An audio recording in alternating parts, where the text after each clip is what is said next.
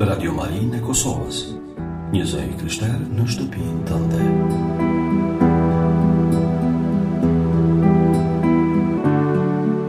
Radio Maria Kosovë, një zë i krishter në shtëpinë tënde.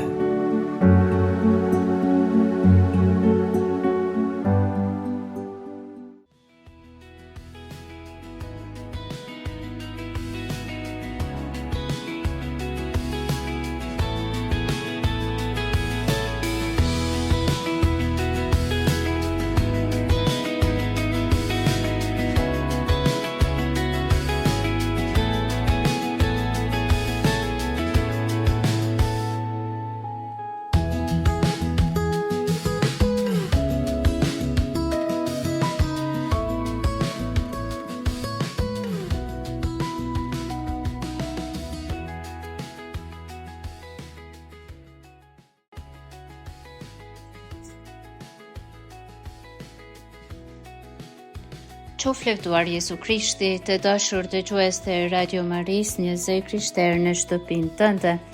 Ju përshëndes me gëzim nga studia jo në Prishtinë. Në këtë takim të radhës në emisionin të rit me shpresë drejt së ardhmes.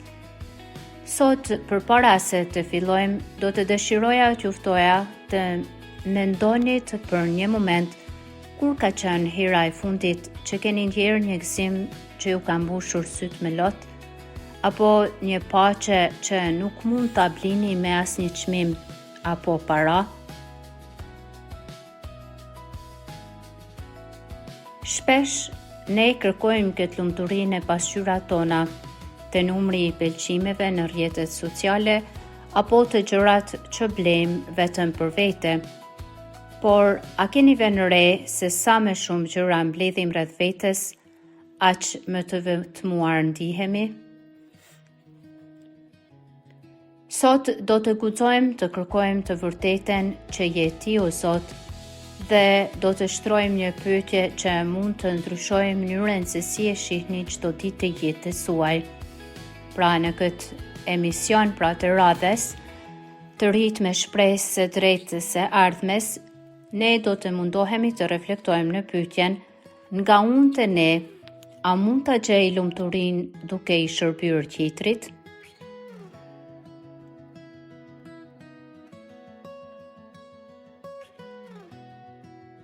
Kjo nuk është thjesht një temë emisioni, është një udhtim i hapur, një kërkim për kuptimin e jetës son. Jetojmë në atë që sociologët e quajnë epoka e narcismit. Sot do bëjmë një analizë shumë dimensionale, një udhtim të hapur, por jo një përgjigje fikse. Kërkojmë të vërtetën që je ti o Zot, na mëso si të njohim ty. Të dashur të ri që jeni në kërkim për të jetuar denjësisht, dhe të dashur të gjithë ju që jeni prindër dhe i shoqëroni fëmijët tuaj, të gjithë ju që keni gjetur rrugën e drejtë në frekuencat e Radio Maris, mirë se vini në këtë hapësirë ku gjejmë paqe dhe reflektojmë për një të ardhme më të mirë. Pra, në një udhtim nga unë tet ne, a mund të gjej lumturinë duke i shërbyer tjetrit?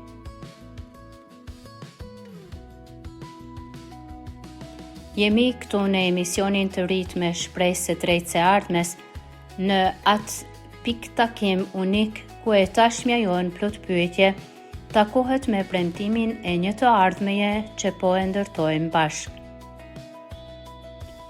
Të dashur të ri, a i keni vënë re se bota sot shpesh na flet vetëm për një person, për një mua? Jetojmë në atë që sociologët, pra si që thamë më përpar, e quajnë epoka e narcismit. Çdo reklam, çdo algoritëm i rrjeteve sociale, çdo mesazh që na rrethon është një ftesë e vazhdueshme për t'u admiruar në pasqyrën e telefonit ton. Na thonë mendo për vete, ti duhet të jesh i pari, ti meriton gjithçka. Kujdesu për kënaqësinë tënde. Duket si kur kemi arritur kulmin e lirisë individuale, por këtu lind paradoksi i madh që na bën dëm të gjithëve. Pse? Ndërsa jemi më të vetë përqendruar se kurrë në histori, jemi edhe më të trishtuar se kurrë. Pse shkalla ankthit, izolimit dhe asaj ndjenjes dërmuese të vetmisë të rritë, po rritet në mënyrë galopante?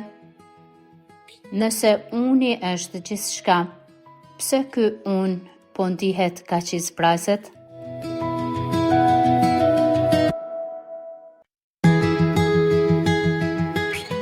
Problemi është se pasqyra ka një limit. Ajo të kthen gjithmonë tek vetja. Kur ne jetojmë vetëm për të ushqyer imazhin ton, ne pa dashje ndërtojmë mure rreth vetes. Pasqyra nuk na lë të shohim përtej. Ajo na bën të besojmë se jemi qendra e universit, por një qendër pa periferi është një pikë e vetmuar në errësirë. Ne jemi krijuar për të bërë dritë, por drita nuk reflektohet në një dhomë të mbyllur. Jezusi thot, jeni dritë e botës, por drita nuk është për të vënë në magje, por mbi tavulinë për të bërë dritë të gjithëve. Sot në këtë emision duam të guxojmë pra të gjejmë një rrugë tjetër drejt lumturisë. Lumturia nuk kalon nga pasqyra, por kalon nga dritarja. Nuk bëhet fjalë për të mohuar veten, por për të zbuluar se kush jemi vërtet përmes tjetrit. Lumturia nuk gjendet duke kërkuar atë me ngulm për vete. Kjo është si të përpiqesh të kapesh hijen tënde.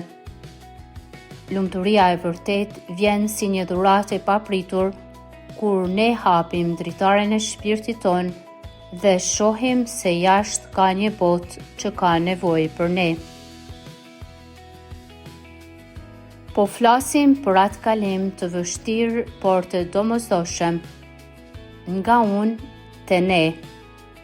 Do të shohim se si shërbimi, solidariteti dhe dashuria konkrete nuk janë thjesht detyra morale që na i kërkon kisha, por janë nevojat më të thella biologjike dhe shpirtërore të qenjes njerëzore.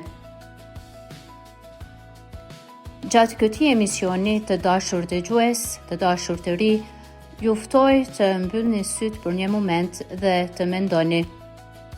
Kur ka qenë hera e fundit që jeni ndjerë vërtet të gjallë? A ishte ky moment kur bë diçka vetëm për veten, apo kur pam shkëlqimin në sytë e dikujt që e ndihmuat?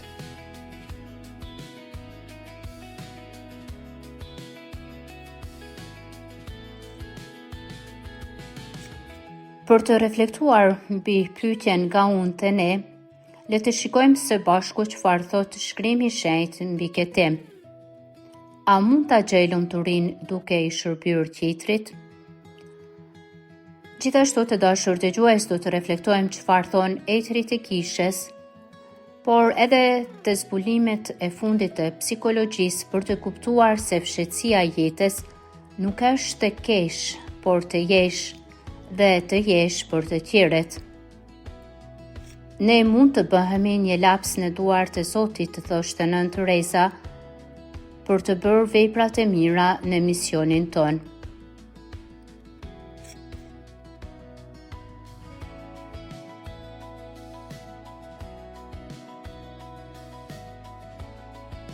Pa humbur kohë, po fillojmë duke reflektuar se çfarë thot neuroshkenca kur ne ndihmojmë të tjerët, pra si ndihemi ne. Dhe dëshiroj të filloj duke bërë një pyetje reflektuese. A i keni vënë re se si ndiheni pasi ndihmoni dikë? Ajo ngrohtësia që mbush shpirtin nuk është thjesht një emocion, është një reagim edhe kimik. Shkenca thot se kur kryem një vepër vullnetare ose shërbim, truri ynë aktivizon sistemin e shpërblimit, pra lëshohet dopamina. Kjo substancë pra e ka rolin e të dhënit kënaqësi, pra pastaj çlirohet endorfina që ul dhimbjen dhe oksitocina është hormoni i mirëbesimit. Nga kjo pra ne mësojmë se hyi nuk na krijoi si qenje egoiste. Ai e ka programuar trupin ton që të gjej kënaqësi, të dhënia, të shërbimi. Shërbimi nuk është vetëm i mirë për shpirtin, por është një vitamin edhe për trurin. Studimet tregojnë se njerëzit që shërbejnë kanë nivelet më të ulta të kortizolit, pra të hormonit të stresit. Sepse ti duke i shërbyer tjetrit, në të njëjtën kohë pra shëron edhe veten tënde. Le të shohim çfarë thot Viktor Frankl dhe logoterapia, pra për kuptimin për te vetvetes.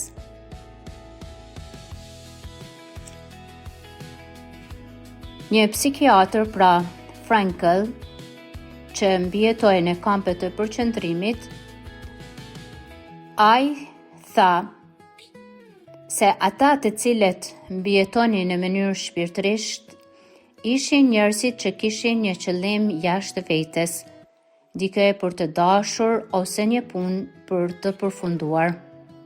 Ai thoshte, njeriu bëhet plotësisht njeri vetëm kur e harron vetveten për një qëllim ose për një person tjetër.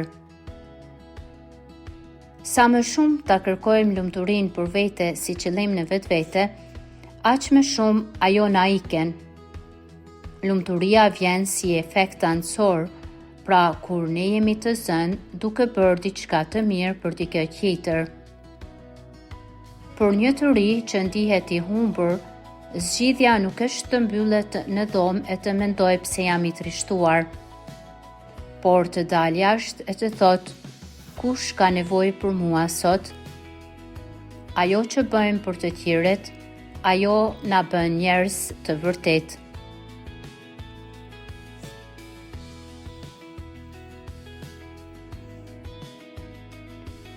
Shërbimi si ilaç kundër vetmisë dhe depresionit. Në një botë ku jemi të lidhur në rrjetet sociale, por ndihemi në të vetmuar se kur, psikologjia ofron një zgjedhje praktike.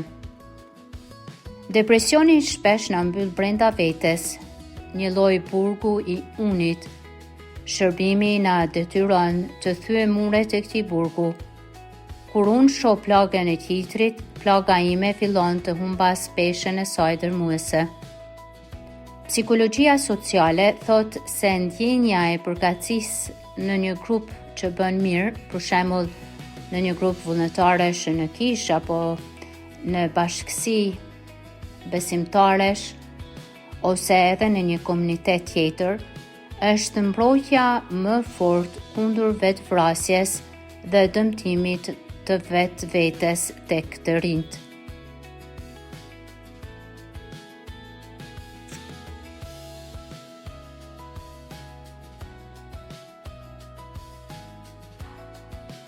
Pra të dashur dëgjues, jemi në emisionin të rritë me shpresë drejt së ardhmes dhe në këtë emision pra jemi duke shërtuar pyetjen nga unë të ne, a mund ta gjej lumturinë duke i shërbyer tjetrit?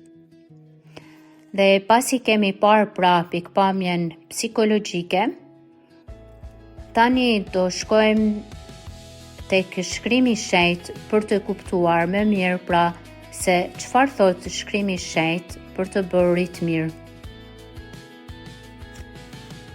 Të dashur të ri, kur ne hapim shkrimin shenjtë, zbulojmë diçka trondice për logjike njerëzore. Bota pra na thot se liria është të bësh çfarë të duash pa i shërbyer askujt. Por Bibla na e thot të kundërten. Shërbimi nuk është barr, nuk është skllavëri. shërbimi është çlirimi ynë i vërtet. Pse? Sepse na liron nga burgu i egoizmit. Modeli i parë i shërbimit ishte vetë Krishti. Në Ungjillin e Mateut, kapitullin 20-28, lexojmë: Jezusi thot fjalë që ndryshuan historinë. Biri i njeriut pra nuk erdhi që të shërbehet, por që të shërbej.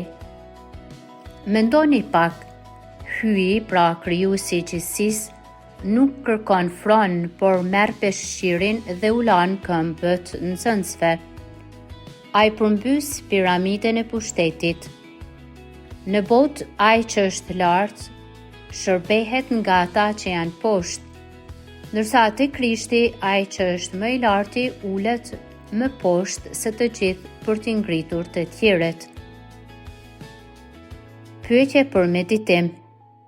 Në jetën tënde, a kërkon të jesh gjithmonë i pari që merr vëmendjen, apo guxon të jesh ai që ulet i pari për të ndihmuar dikë që askush nuk e sheh?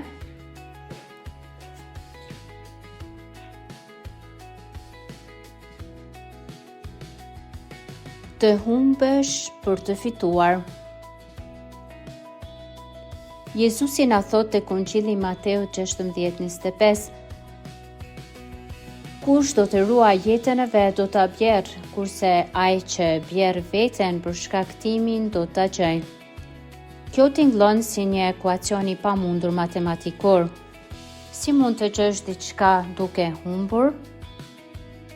Por të ri, kjo është e vërteta e madhe. Kur ti humbet një pasdite duke vizituar një të smur, kur humb energjinë tënde për një projekt vullnetar për të ndihmuar, ti nuk po varfrohesh, përkundrazi, në atë moment ti po gjen thelbin tënd. Ti zbulon se nuk je thjesht një konsumator i kësaj bote, por je një dhuratë për botën. Pyetja për të medituar. Apo i ruan jetën tënde aq fort sa po të kthehet në një rutinë të mërzitshme? Apo po guxon të shpenzosh atë për diçka të bukur, për të ndihmuar një të moshuar, për të vizituar një të smur, për të qëndruar me diçka që ka nevojë?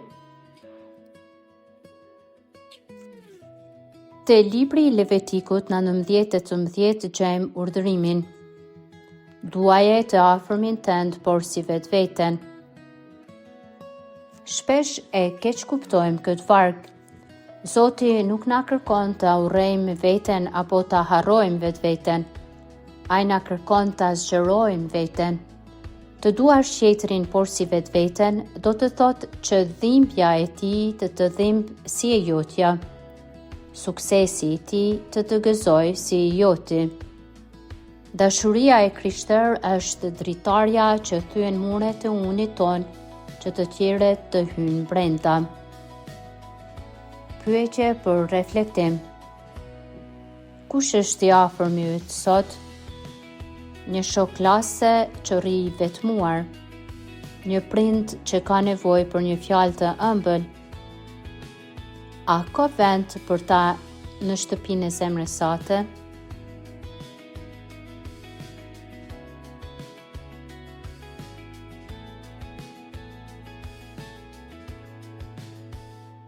Zoti nuk na thret të bëjmë gjëra heroike që do të dalin në lajme dhe të bëhet një lajm i madh për të dëgjuar të gjithë.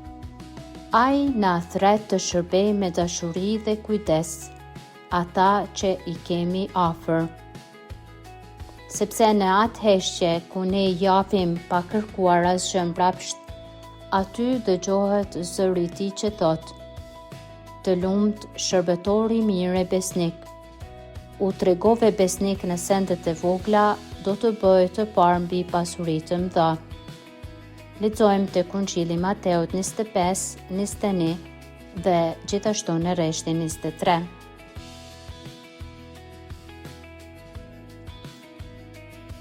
Tek letra e parë e Gjonit, kapitulli 4, rreshtin 20, lexojmë: Nëse dikush thot unë e dua hyen, por e urren vllain e vet, është gënjeshtar, sepse ai që nuk e do vllain e vet që e sheh, nuk mund ta doj hyen që nuk e sheh. Ndërsa tek Ungjilli sipas Mateut 25:40 lexojmë: Çfarëdo që bët për njërin nga të vëllezërit e mi me të vegjël, e bët për mua. Dhe kjo është edhe karta e shërbimit të një krishteri. Ndërsa tek letra drejtuar Galatazëve, kapitulli 5:13 lexojmë: Nëpërmjet dashurisë shërbeni njëri tjetrit. Po ashtu tek Veprat e Apostujve 20:35 lexojmë: Ka më shumë lumturi në të dhënit se në të marrit.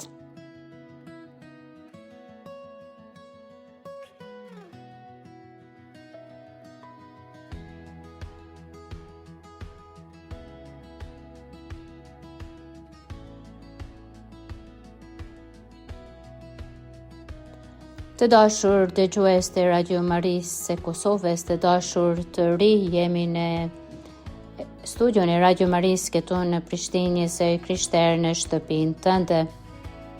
Dhe jemi në emisionin të rit me shpresë drejt se ardhmes, në përgjigje në pyetjes nga unë te ne, a mund të gjej lumturinë duke i shërbyer tjetrit? Nga ajo që ishim duke folur deri tani, pra në perspektiven psikologjike dhe çfarë na mëson shkrimi i shenjtë, kalojmë tek jeta e shejtërve, ku Ungjilli pra u bë jetë e tyre në të përditshmen.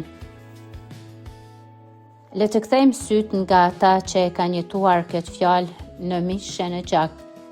Etrit e kishës dhe shenjtrit pra janë yjet që na tregojnë se si të ecim në natën e egoizmit ton. Ata na mësojnë se shërbimi nuk është thjesht një punë e mirë, por është vetë takimi me hyn. Shën Augustini, i cili ishte një mendimtar i madh i kishës katolike, që kërkoi të vërtetën në për shumë rrugë të gabuara, në la një mësim të mrekullueshëm. Nëse dëshiron ta shohësh Zotin, duaje të afërmin tënd.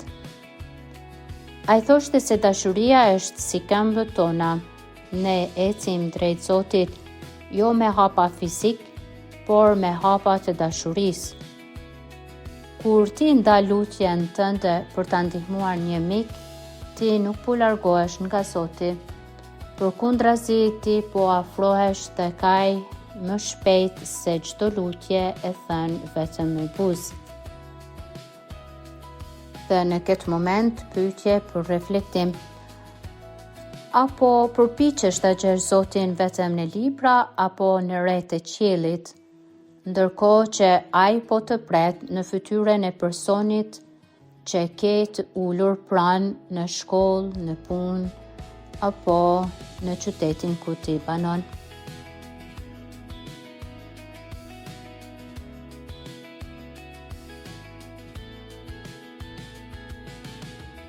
Shën Gjon Gojarti, i njohur për gojtarinë e tij, ishte i pamshirshëm me ata që ndanin besimin nga jeta. Ai gjithmonë thoshte, nuk ka rëndësi sa shumë agjeron apo sa gjatë lutesh, nëse nuk e ndihmon të varfrin, ti nuk e bër asgjë. Për të, shërbimi ndaj tjetrit është liturgjia e dytë. Ai na mëson se pasi dalim nga kisha ku kemi marrë pungimin e shenjtë, ne duhet të bëhemi vetë bukë për të tjerët. Shërbimi është mënyra se si ne mbajmë të gjallë meshën në rrugët të qytetit ton. Pyetje për reflektim: a përfundon krishterimi yt kur del nga dera e kishës të dielën, apo aty sa po fillon të zbatohet në praktikë?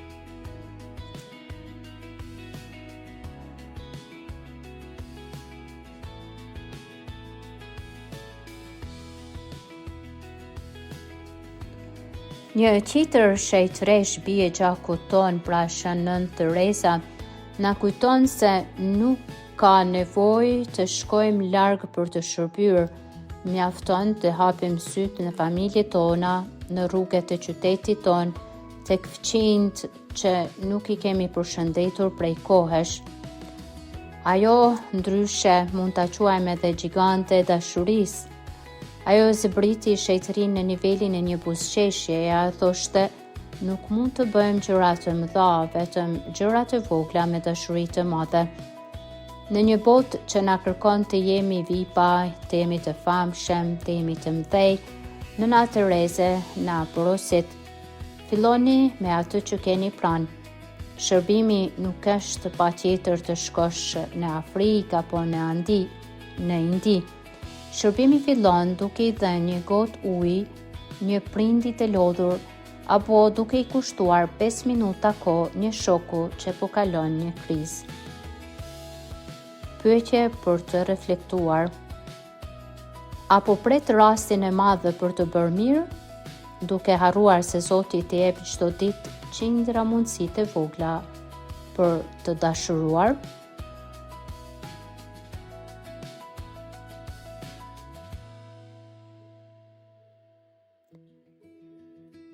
Nga kjo mësojmë se shejtërit na tregojnë që të shërbesh nuk do të thotë të jesh i dobët apo shërbëtor në kuptimin e botës. Të shërbesh do të thotë të jesh mbret i vetvetes, sepse ke thyrë prangat e egoizmit. Siç thoshte edhe Shënën Teresa, fruti i shërbimit është paqja, dhe kjo paqe nuk blihet. Ajo fitohet vetëm duke u dhuruar për të tjerët. Por çfarë na mëson Kisha për solidaritetin dhe dinjitetin? Të dashur dëgjues, shpesh mendojmë se shërbimi është diçka që e bëjmë nëse kemi dëshirë ose nëse na tepron kohë. Por Kisha Katolike përmes pasurisë së saj të doktrines sociale na thot diçka shumë më të thellë. Ne jemi të lidhur me njëri tjetrin me fije të padukshme, por të pashkëpuqshme. Ne nuk jemi ishuj në një oqean të indiferencës, jemi përgjegjës për njëri tjetrin. Kisha na mëson se solidariteti nuk është një ndjenjë e turbullt me shire për njerëzit që vuajnë. Solidariteti është një vendim i fortë dhe i qëndrueshëm për t'u angazhuar për të mirën e përbashkët. Pse? Sepse ne jemi të gjithë përgjegjës për të gjithë. Nëse një gjymtyrë e trupit vuan, shohim te letrat e Shën Palit, vuan i gjithë trupi. Nëse një i ri në lagjën tënde humb shpresën, kjo na prek të gjithëve. Solidariteti na thot se nuk mund të jemi plotësisht të lumtur nëse mbyllim syt para nevojës së tjetrit. Të jesh i krishterë do të thotë të kalosh nga kultura, çfarë fitoj unë, te kultura, si mund të kontribuojmë ne. Pyetje për reflektim. A ndihesh pjesë e një familje njerëzore apo jeton sikur problemet të tjerëve nuk të takojnë ty? A guxon të mbash mbi supe një pjesë të peshës së tjetrit? Dinjiteti njerëzor, shërbimi nuk është të lëmosh. Kjo është pika ku krishtërimi ndryshon nga çdo lloj tjetër filantropie. Shërbimi i krishter nuk është kurrë një akt lart poshtë. Nuk është dikush i pasur që i jep diçka dikujt që është më i varfër për t'u ndjerë mirë me veten. Për Kishën, çdo njeri ka një dinjitet të pafund sepse është krijuar në shembulltyren e hyjit. Prandaj kur i shërbejmë tjetrit, ne nuk po bëjmë thjesht një nder, ne po bëjmë një akt adhurimi ndaj hyjit, krijuesit ton. Ne po takojmë një ti hyjnor. Shejtrit thonin, nëse do të prekesh Krishtin, preke plagën e të vuajturit. Shërbimi është njohja e mbretit që fshihet në rrobat e të vobektit. pyetje për reflektim. Kur ndihmon dikë, a e sheh atë si një rast për t'u zgjidhur apo si një person me emër, me histori dhe me praninë e Zotit brenda tij? A e shikon në sy atë që po ndihmon?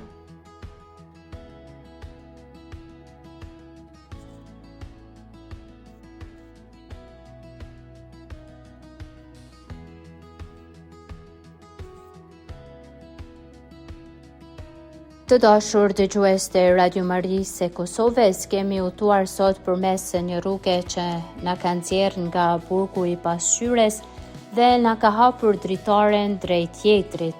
Pam se si shkrimi i shenjtë pra na fton të humbasim jetën për ta gjetur atë dhe se si shkenca e psikologjisë konfirmon se truri dhe shpirti ynë janë ndërtuar për të gjetur lumturinë tek shërbimi ndaj tjetrit. Mësuam gjithashtu nga shenjtrit se nuk ka nevojë për gjëra heroike për të qenë një dorë e Zotit mbi tokë. Shërbimi të dashur të ri nuk është një projekt vullnetarizmi që bëjmë një herë në muaj për të rregulluar CV-t tona apo për të ndjerë mirë.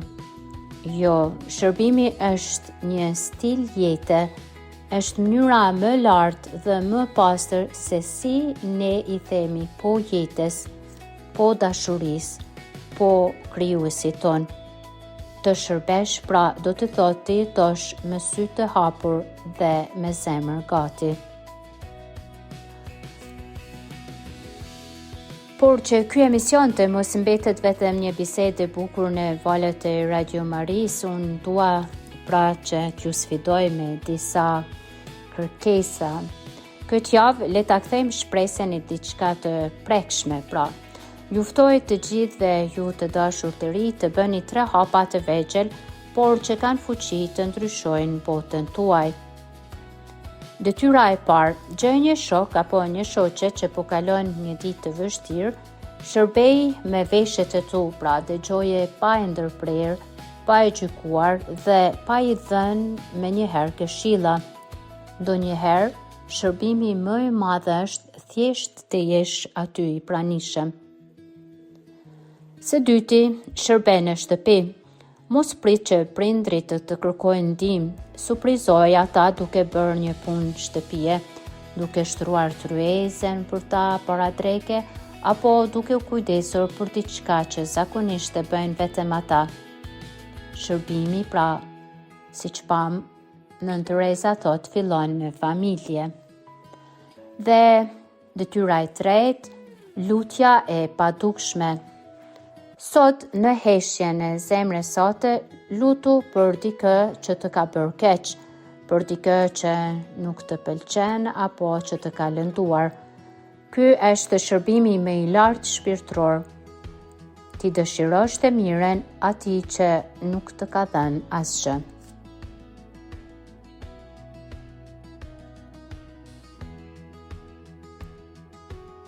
Të dashur dëgjues të Radio Marisë e Kosovës, pra jemi në emisionin të rit me shpresë drejt së ardhmes dhe jemi duke u përgjigjur pyetjes nga unë te ne, a mund të gjej lumturinë duke i shërbyer tjetrit.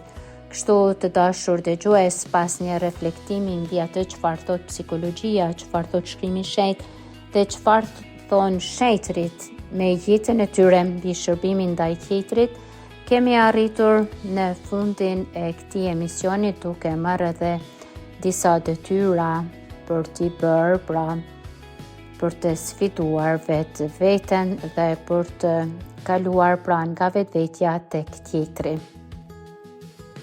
Të dashur të ri, bota do t'ju thot vazhdimisht se duke thënë po humbisni kohën tuaj, para tuaja, energjinë tuaj, do t'ju thonë se bota u takon të fortëve që marrin gjithçka për vete, por mos i besoni kësaj. Mos keni frikë të jeni bujar ndaj të tjerëve. Krishti ju premton diçka që bota nuk mundet. Ai ju premton se duke u shpenzuar për të tjerët, ju do të fitoni amshimin, por edhe diçka tjetër, do të shijoni lumturinë e vërtet që këtu në tokë. atë paqe që vjen vetëm kur e di se jeta jote ka lënë një gjurmë drite tek dikush tjetër. Ecni me shpresë, shërbeni me gëzim dhe mos harroni, e ardhmja nuk pritet, ajo ndërtohet me dashuri. Ju falenderoj të gjithëve që ishi në këtë emision dhe shpresojmë që kemi bërë disa hapa ecje në rrugën tonë. Sepse ky emision nuk ka një përgjigje fikse, është më shumë një analizë shumë dimensionale, është një udhëtim i hapur, por jo një përgjigje fikse. Pra ishim së bashku në emisionin të rritë me shpresë drejt së ardhmes, emisioni i cili mbahet çdo muaj dhe në pyetjen të cilën mund të bëj çdo i ri nga unë të ne, a mund të gjej lumturinë duke i shërbyer tjetrit? Pra deri në emisionin e ardhshëm ju përshëndes të gjithëve dhe ju dëshiroj bekimin e Zotit. Qoftë lëvduar Jezu Krishti.